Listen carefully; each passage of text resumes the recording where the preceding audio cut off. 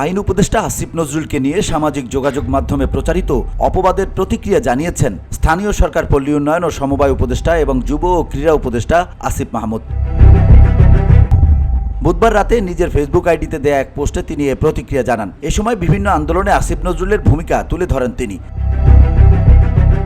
পোস্টে আসিফ মাহমুদ লেখেন, যাকে র এজেন্ট বলছেন, 2019 সাল থেকে আগ্রাসন বিরোধী লড়াইয়ে সুশীল সমাজ কিংবা শিক্ষকদের মধ্যে তাকেই সবচেয়ে বেশি পাশে পেয়েছি আমরা।